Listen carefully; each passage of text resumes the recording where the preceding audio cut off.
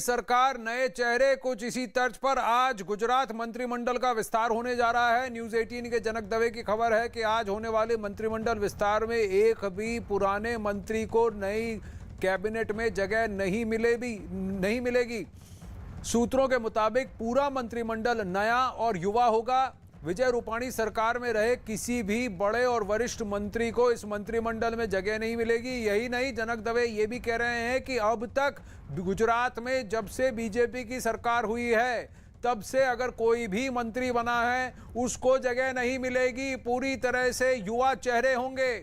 सभी बड़े मंत्रियों को के कार्यालय स्टाफ को फौरन रिलीव करने के आदेश भी दिए गए हैं। शपथ ग्रहण दोपहर बाद कभी भी हो सकता है। शनिवार को विजय रूपाणी ने के इस्तीफा देने के बाद भूपेंद्र पटेल ने सोमवार को नए मुख्यमंत्री के तौर पर शपथ ली थी, लेकिन उसके साथ किसी भी मंत्री को शपथ नहीं दिलवाई गई थी। आज नए मंत्रिमंडल का शपथ ग्रहण समारोह होगा। गांधीनगर से जनक दवे हमारे साथ लाइव आ रहे हैं। जनक, ये तो बहुत बड़ा फैसला है, ये तो पूरी तरह से टीम ही बदल दी। जाहिर सी बात है आनंद, जब आप टीम के कप्तान को बदल रहे हैं तो नए सिरे से टीम को लाना होगा, क्योंकि नए सिरे से दाव आजमाया जा रहा है। 2022 का चुनाव नज़दीक है, 1.25 साल जितना समय आपके पास बचा है।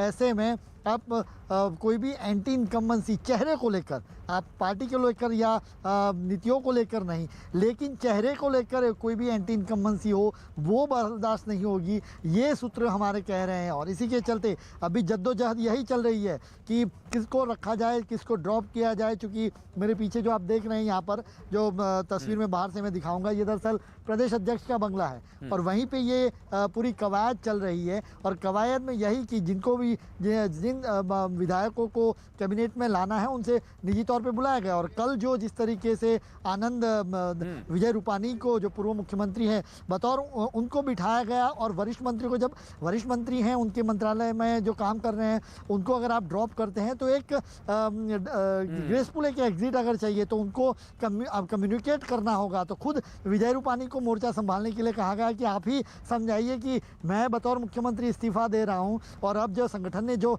खाका तैयार किया है 2022 का, उसमें नए चेहरों को लाना है, तो आप भी इस्तीफा देंगे, आप जगह करेंगे तभी नया कोई आ पाएगा। तो ये सारी चीज़ें विजय रूपाणी से जब करवाई गई तो बड़े नेताओं को एक मैसेज चला गया। और उसके बाद अब ये कोशिश है, लेकिन आनंद, ये आसान नहीं होगा। आप सारे के सारे नए मंत्री को लेते आते हैं, मुख्यमंत्री भी आपका नया है, ये बिल्कुल ऐसा होगा कि सारे रणजी ट्रॉफी लेकिन ये आसान तो नहीं होगा। लेकिन इसके अलावा और कोई सोल्यूशन भी नहीं था जनक। बहुत रेडिकल सोल्यूशन है, लेकिन सही बात है क्योंकि इसमें इतने सारे वरिष्ठ मंत्री हैं जो कि मुख्यमंत्री की कुर्सी पर नजर गड़ाए बैठे हैं।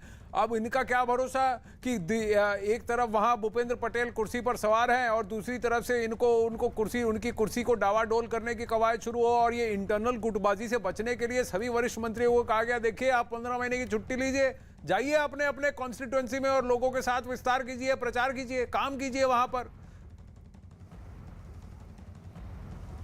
बिल्कुल आनंद, ये इसी तरीके से जो वरिष्ठ मंत्री हैं उनको कहा भी गया कि संगठन में आपकी ज़रूरत है। अभी हर बार ये नहीं होता कि आप सालों तक आप ही मंत्री के तौर पे रहेंगे। आप कोई जगह खाली करेगा तभी तो नया चेहरा आएगा वहाँ पर। तो बिल्कुल उसी बात पर ये चल रहा है, लेकिन इसको कैलकुलेटिवली सेट करना होगा। जो खाका तैयार किया है वो क्या इतना आसान होगा? क्योंकि बड़े बड़े मंत्री हैं जो जैसे आपने कहा कि बतौर मुख्यमंत्री के तौर पे दावेदारी की जा रही थी उनकी, और उनको आप अचानक से नए मंत्रिमंडल में ड्रॉप कर देते हैं। तो अब उनको संगठन में जिम्मेवारी दी जाती है, तो नया चेहरे जो आएंगे, कास्ट इक्वेशन क्यों होगा? क्योंकि अब आपने जो 2016 से एक वैक्यूम खड़ा हुआ था आनंदीबेन चले जाने के बाद, जो पाटीदार मुख्यमंत्री नहीं था, तो वो वैक्यूम तो आपने भर दिया। लेकिन उसके बाद बाकी जो लोग होंगे वो उस इलाके से आते हैं। अब लेहुआ होंगे, कड़वा होंगे, ओबीसी से कौन होगा, ये सारे मैथमेटिक्स या कैलकुलेटिव चीज़ें हैं। वो यहाँ जो सीआर पाटिल का बंगलो है वहाँ पर भी इसको रखा गया है। एक फाइनल सूची बन गई है, लेकिन अभी भी क्योंकि वरिष्ठ मंत्री हैं उनको समझाने की बातें चल रही हैं, तो हो सकता है इसमें देरी भी हो सके।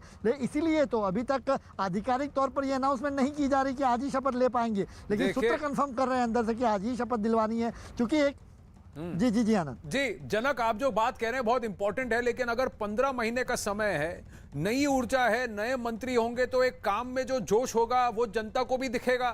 और कहीं ना कहीं इस एंटी इनकम्बेंसी को बीट करने का बहुत बढ़िया तरीका है, क्योंकि विपक्ष के पास औजार भी नहीं होंगे कि किसको टारगेट करे। बिल्कुल बिल्कुल, इसीलिए मैं पहले का एक शब्द इस्तेमाल किया आनंद, अगर आपने गौर से सुना हो, कि चेहरे की एंटी इनकम्बेंसी जो होती है वो पूरी तरह से खत्म कर दीजिए आप।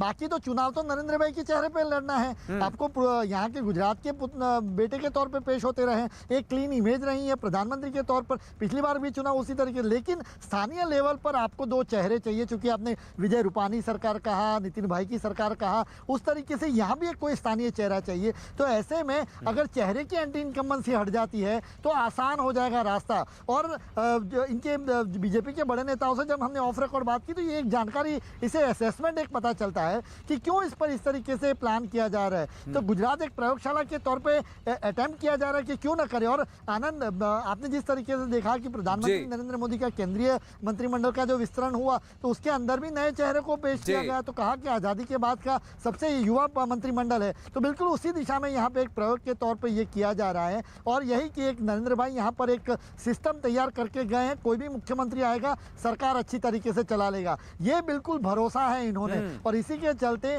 कोई भी अब मंत्री सीनियर रहे जूनियर रहे उससे कोई फर्क नहीं पड़ता, चेहरे की एंटी इनकम्बेंसी खत्म करनी है, ये उनकी पहली प्राथमिकता है और इसी की दिशा में काम चल रहा है। जी, और अगर ये गुजरात में पॉसिबल है तो बाकी राज्यों में क्या पॉसिबल नहीं है? गुजरात को क्या इस तर्ज पर किया जा रहा है कि कोई भी कभी भी मुख्यमंत्री बन सकता है, और अगर आप काम कर रहे हैं, आप में युवा ऊर्जा है और आप अपनी कॉन्स्टिट्यूएंसी से चुनकर आए हैं तो आपको मौका मिलेगा जरूर।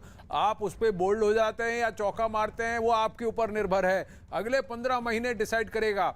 और बहुत ही बड़ा सॉल्यूशन, बहुत ही बड़ा अपडेट ये आ रहा है कि कोई भी पुराना चेहरा अब भूपेंद्र पटेल के नए मंत्रिमंडल का हिस्सा नहीं होगा। लिस्ट बन चुकी है, उसके बारे में डिटेल्स बहुत जल्द आएंगी और सबसे पहले आपको जानकारी मिलेगी यहाँ न्यूज़ 18 इंडिया पर। फिलहाल आगे बढ़ते हैं। जनक, धन्यवाद आपके अपडेट।